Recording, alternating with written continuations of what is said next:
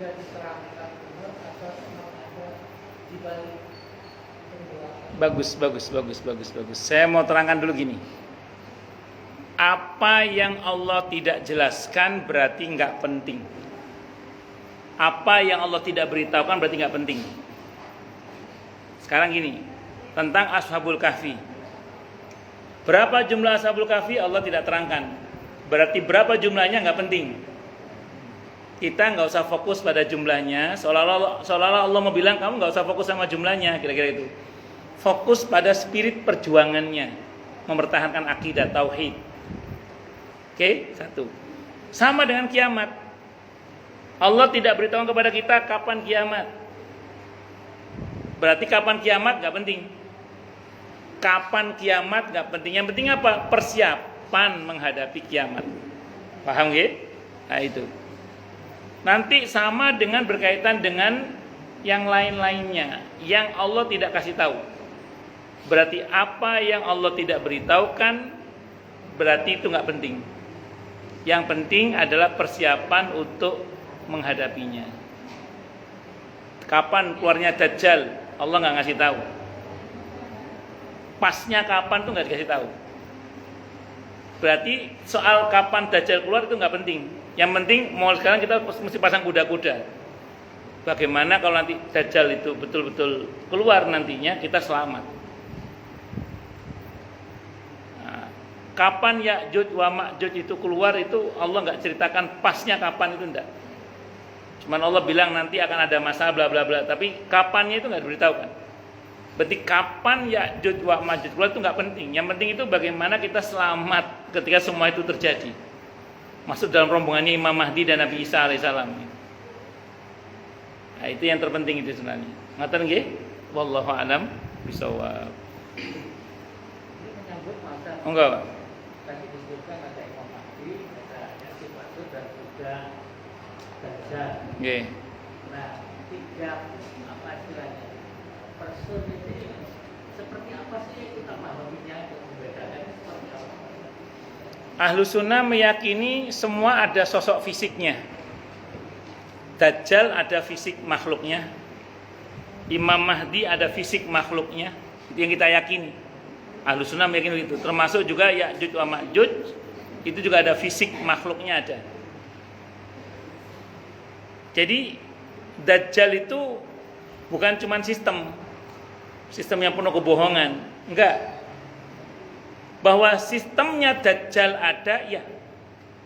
Tapi fisik makhluknya Dajjal juga ada. Itu yang kita imani. Kita tidak hanya semata-mata bicara soal Ya'juj wa Ma'juj dengan aneka sistemnya yang serakah itu. Tapi kita harus meyakini juga bahwa nanti Ya'juj wa Ma'juj itu fisiknya juga ada.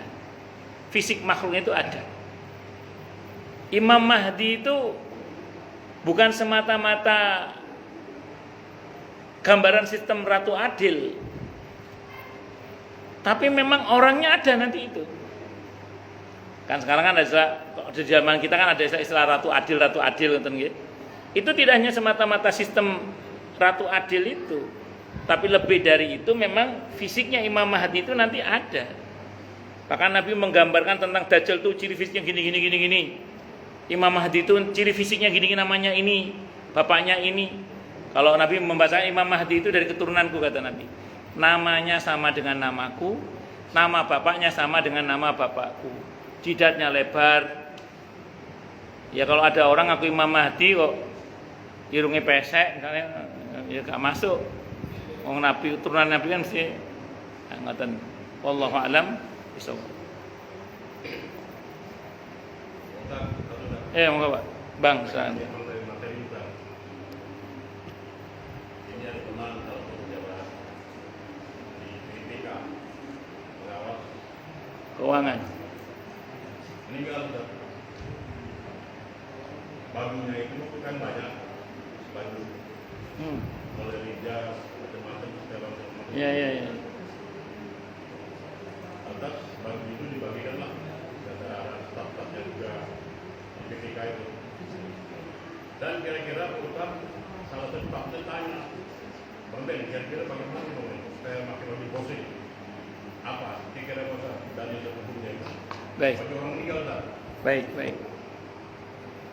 Saya termasuk yang pernah dapat dibagi orang sarung, baju atau apa dari orang yang meninggal ya. Daripada nggak dipakai Ustadz pakai aja bla bla bla. Ya kalau yang cocok ya saya pakai, yang nggak cocok ya saya kasih ke orang. Jadi kalau yang cocok saya pakai, kalau yang cocok. Kalau nggak cocok ya. Nah, bagaimana hukumnya? Ya tidak apa-apa. Nggak ada masalah.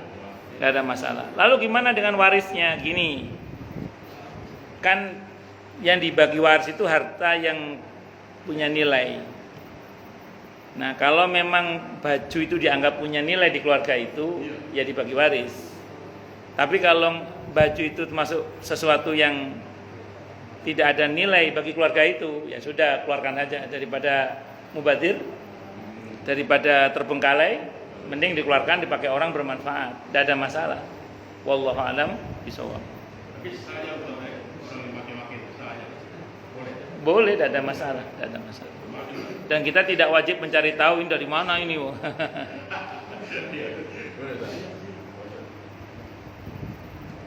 Nggih, monggo Ustaz. Terkait dengan jasad itu harus ada, artinya kalau mau berjalan otomatis ada baik Nggih. dalam orang ini terkait dengan kalau saya melihat di misalnya saya melalui itu kan ciri itu bisa membaca pikiran manusia, ciri itu bisa membaca pikiran. Terus gitu. Artinya peran jin yang kafir ya, perannya sangat besar sekali mempengaruhi manusia.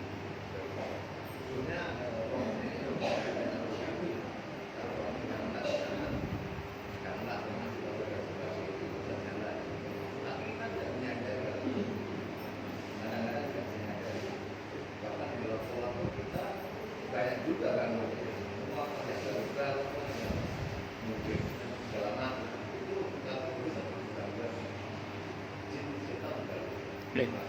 Oke, sampai. Sebenarnya bahasa Al-Qur'annya itu kerjaan jin itu setan dari bangsa jin maksud saya itu yuwaswisu fi sudurin nas. Membuat gangguan di dalam dada manusia. Kata Nabi, jin itu kan yajri majrad dam. Jadi setan dari bangsa jin itu masuk ke tubuh manusia itu melalui pembuluh darah. Nanti membuat simpul-simpul. Nah, kadang simpul-simpul itu dibuat di otak juga. Kadang di dada sini. Sehingga sedikit banyak apa yang menjadi keberisikan di otak kita sama di hati kita itu jin mendengar. Itu mungkin kalau memang mereka betul-betul masuk ke dalam diri kita itu. Untuk yuwaswisu fi sudurin nas.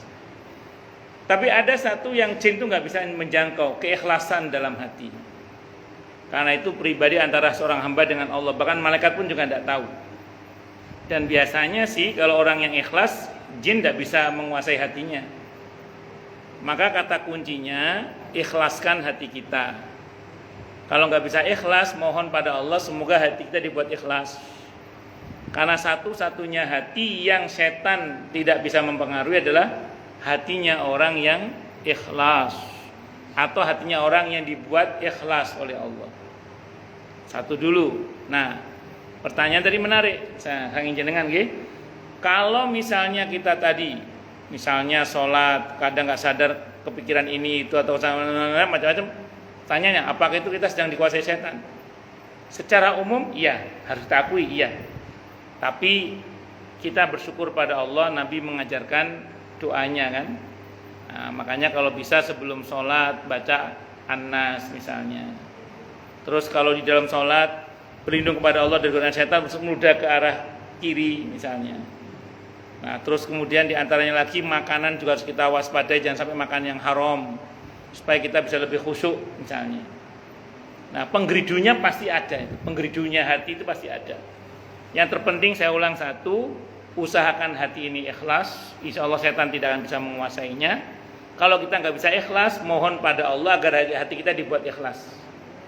Nah, terus kemudian yang kedua tadi, berbanyak berlindung kepada Allah dari godaan setan itu sendiri. Sebenarnya setan itu kan kalau kata Allah di surah An-Nisa ayat 76, tipu dayanya itu lemah sebenarnya.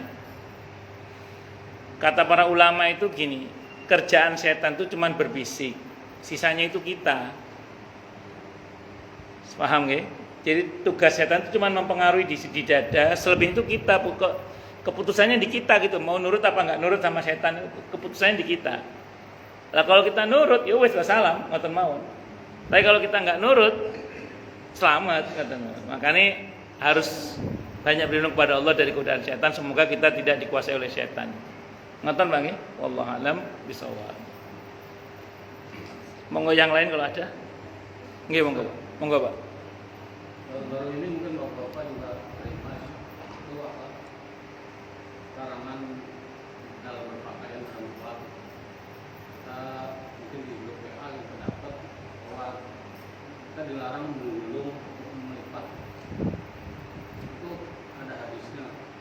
Larangannya mungkin yang sifatnya makruh mungkin. Itu yang mau saya tanya. Ini kebetulan saya baru datang, baru tahu. Terus seperti kita pakai sarung ini kan harus dilipat.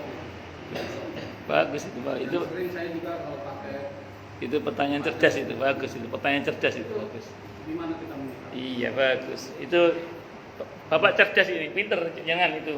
Kan kita pasang sarungan pasti dilipat kan, apa? Cerdas, pinter. Memang betul Bapak itu ini yang mau saya terangkan. Bagus. Hadisnya Bukhari itu Pak. Hadisnya Bukhari, Nabi melarang orang ketika sedang sholat mengikat rambut dan melipat baju. Oke, saya mau terangkan dulu ini. Nanti kalau Bapak cermati di hadisnya, dan saya sudah ngelihat hadisnya di Sahih Bukhari itu diantaranya, itu Nabi menggunakan present continuous tense ya. Mudhari' artinya ketika sholat sedang sambil melipat baju. Jadi sholat sambil melipat baju atau sholat sambil ngikat rambut, itu yang tidak boleh. Itu karena kalimatnya menggunakan present continuous tense, sedang artinya. Sehingga kemudian yang dilarang oleh Nabi itu sholat sambil gulung baju. Saya nggak tahu, jangan pernah tahu apa enggak. Saya itu pernah loh sholat, samping saya itu orang itu main tek itu. Saya ngebayangin di masa Nabi ada orang pas sholat main gulung baju itu. Nabi melarang hal itu. Termasuk ada yang dulu sahabat rambutnya gondrong, terus dia pas sholat itu sambil menapikan. Nah, di dalam Fathul Bari Syarah Sahih Bukhari, Ibnu Hajar mengatakan larangan di situ maksudnya ketika sedang sholat menggulung baju atau mengikat rambut. Ini disepakati oleh Imam Ad-Dawudi. Cuman pendapat ini dibantah oleh ulama lain dengan mengatakan tidak, pendapat jumhur maksudnya sholat dalam keadaan mengikat baju dan mengikat rambut dalam keadaan seperti itu. Maka pertanyaan cerdasnya, lalu bagaimana dengan sarungnya diikat itu? Nah, jadi berarti apa? Pendapat yang paling kuat kemungkinannya adalah yang sedang sholat sambil melipat baju, itu larangannya. Paham gitu? Nah, jadi itu ada dalam Fathul Bari Syarah Sahih Bukhari yang menjelaskan Ibnu Hajar Al-Asqalani yang dimaksud larangan Nabi itu adalah sedang sholat sambil melipat baju, sedang sholat sambil mengikat rambut. Dan pendapat Ibnu Hajar disepakati oleh Imam Ad-Dawudi rahimahullah, walaupun ada yang membantah. Nah, diskusi fikih biasa. Tapi pertanyaan Bapak cerdas tadi. Lalu bagaimana kalau kita sedang sholat? Bagaimana kalau kita sholat pakai sarung yang notabene dilipat, digulung? Monggo, nggak digulung sarungnya, monggo. Insya Allah melorot. Paham gak?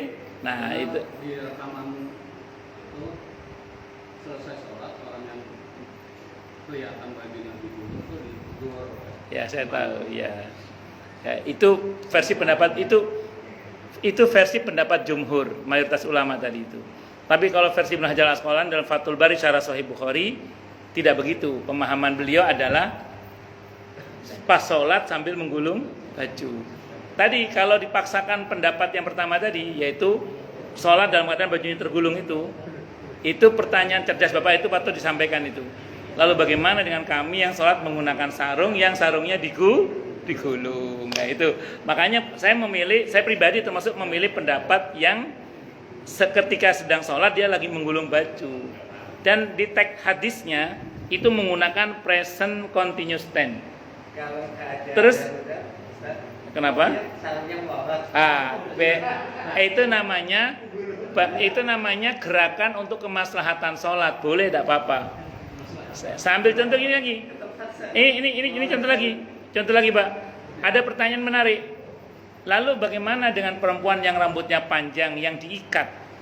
Apakah masuk dalam rangan hadis itu? Karena di hadis itu tidak menyangkut laki atau perempuan. Kalau mereka mau bilang nggak boleh juga perempuan diikat rambutnya, misalnya dia ngomong gitu, catat baik-baik. Di fikih sunnah saya baca hadisnya itu, Siti Aisyah radhiyallahu anha rambutnya diikat. Bahkan ketika mandi besar pun beliau tidak melepas ikatan rambutnya. Berarti pas sholat pun kemungkinan beliau rambutnya diikat. Itu udah terbantahkan semua sebenarnya pendapat yang memaksakan tidak boleh itu. Berarti saya pribadi ya lebih condong pada pendapat bahwa yang dimaksud menggulung itu ketika sedang sholat menggulung baju, gitu loh. Saya orang sholat sampai saya main jari gini ada kok tak. Ada sholat dikit lihat jam dia ada gitu itu. Yang gulung baju saya ngebayangin di masa Nabi mungkin ada gitu.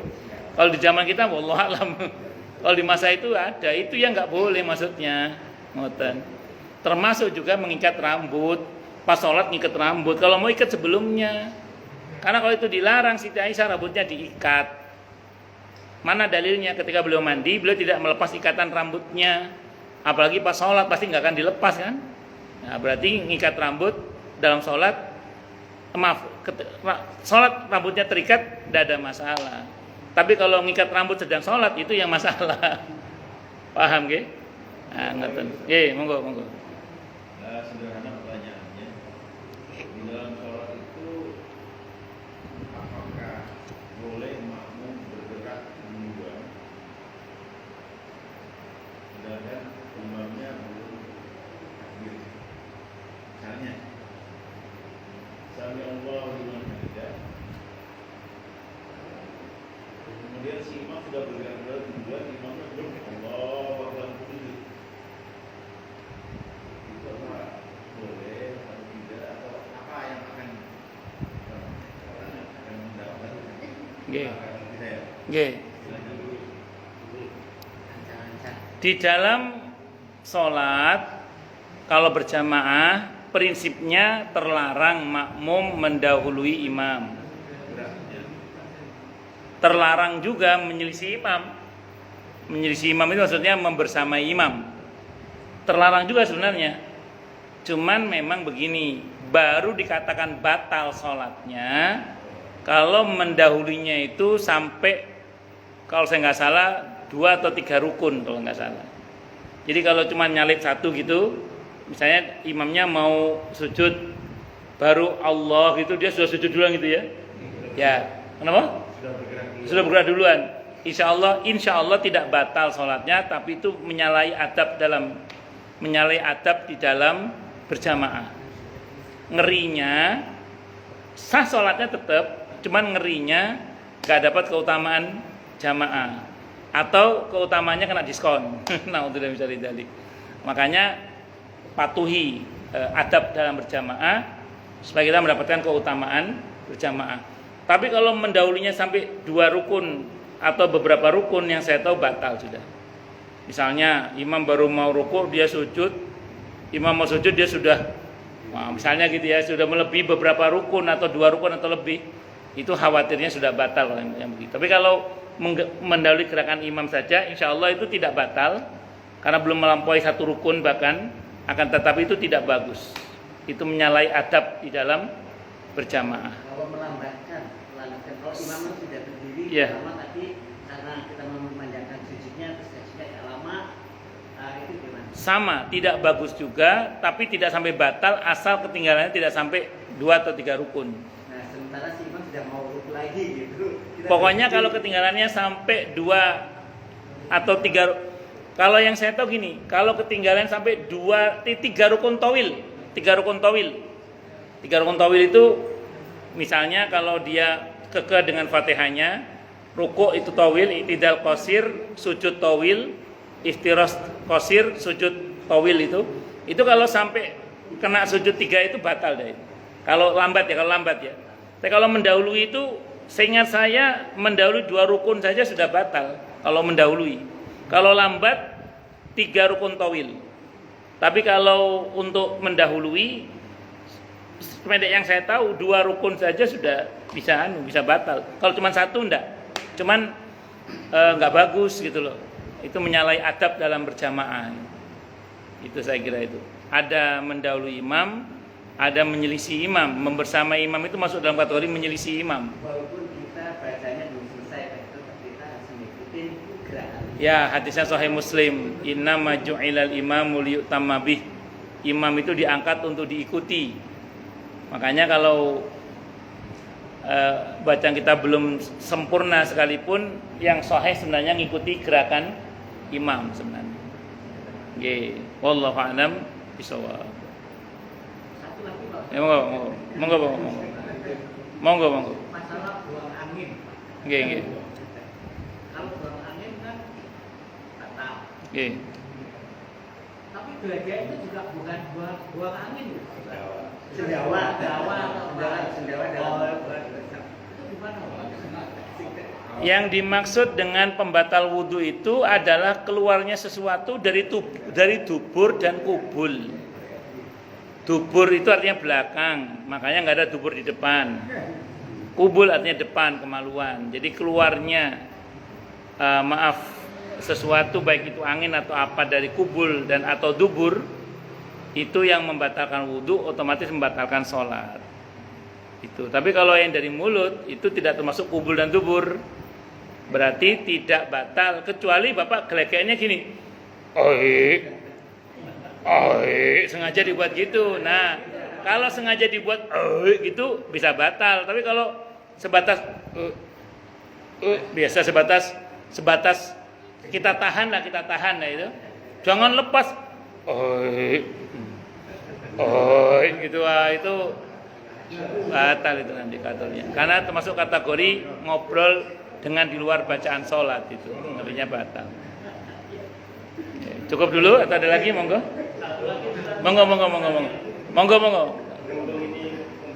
Tidak hanya terakhir, tambah lagi juga nggak apa-apa, santai saja.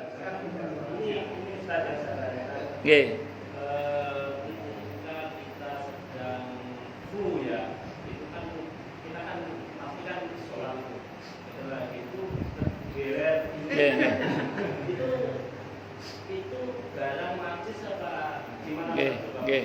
Umbel itu apa? Ingus itu nggak najis. Cuma kalau jenengan lagi flu terus memeler gitu, sudah siap tisu misalnya ya, atau siap sapu tangan, itu gerak banyak untuk membersihkan ingus itu enggak apa-apa. Misalnya memang usahakan gerakannya pelan-pelan ya, sampai betul-betul bersih lah gitu. Kalau jenengan terpaksa gerak banyak untuk membersihkan ingus itu supaya sholat jenengan lancar, itu tidak ada masalah. Itu masuk dalam kategori gerak banyak untuk kemaslahatan sholat sebenarnya. Itu kan mirip dengan kalau jenengan sholat tiba-tiba HP-nya bunyi pas jamaah, ringtone-nya dangdut koplo misalnya, lah itu iya, akhirnya matiin gerak banyak akhirnya, tidak apa-apa, gerak banyak tidak apa-apa. Kenapa? Untuk kemaslahatan sholat, termasuk ingus. Kalau nggak dibersihkan kan ganggu kan, sehingga terpaksa kita gerak banyak untuk membersihkannya, tidak apa-apa. Tidak. Ingus itu nggak najis. Nggih. Kalau ingusnya itu ingus yang sudah keluar terus diterangi, ya najis batal salatnya. Batal salatnya. Tapi kalau dia beler di mulut, nggak sampai keluar di mulut terus kita telan nggak apa-apa. Kan ada kan ingus itu yang memang langsung ke mulut itu ya kan. THT kan termasuk hidung, tenggorokan sama telinga ya. Itu kalau misalnya belernya ke dalam itu ditelan tidak apa-apa. Tapi kalau sudah keluar terus shot, terus ditelan, nah itu batal sholat. Ya, kalau udah keluar Jadi ingus itu batal sholatnya kalau kita telan kalau dia sudah keluar terus diserot, terus ditelan. Tapi kalau dia belum keluar, masih di dalam terus masuk ke mulut, ditelan tidak apa-apa. Itu statusnya sama dengan ludah. Sama dengan ludah nggak apa-apa. Tapi kalau sudah keluar, ya. Kalau keluar terus diusap dengan tisu gimana? Ya tidak apa-apa kalau itu justru memang diusap. Pokoknya yang sudah keluar diusap, jangan keluar gitu terus telan jangan. Tapi kalau yang masih di dalam hidung tidak apa-apa. Kenapa? Karena memang itu sulit. Kayak ludah aja statusnya. Ngoten nggih? Nggih. Yang penting pokoknya jangan sampai keluar ngoten. Baik, kita tutup. Ada lagi. Satu lagi belum. Ngomong. Enggak apa-apa, santai aja. Mengenai Masbuk, kenapa? Kalau masbuk sedangkan imam sudah tahiyat akhir. Kita duduknya itu seperti apa? Karena ada yang bilang imam harus diikuti.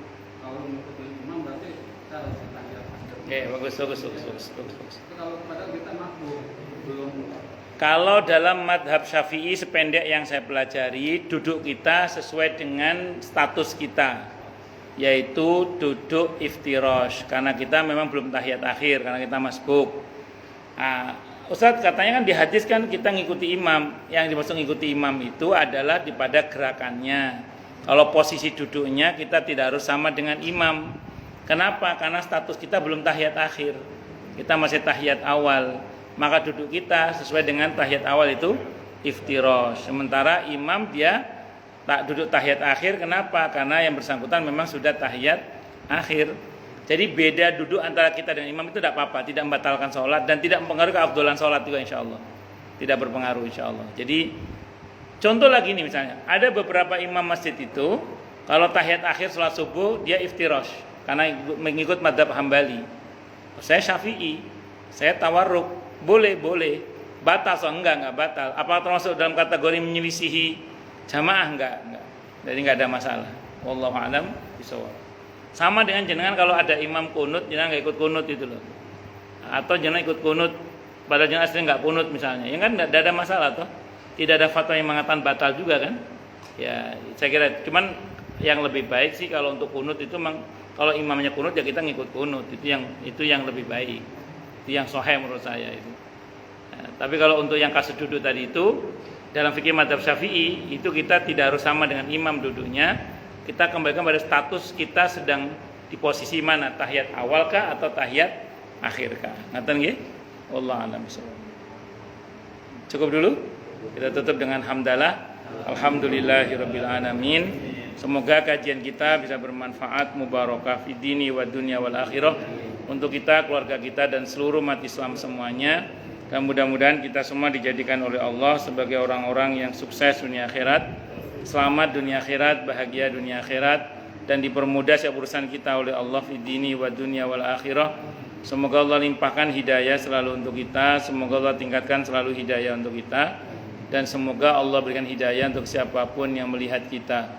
Subhanakallahumma bihamdika asyhadu an la ilaha illa anta astaghfiruka wa atubu ilaik. Sallallahu alaihi Muhammad wa ala alihi wasallam. Saya mohon maaf. Wassalamualaikum warahmatullahi wabarakatuh.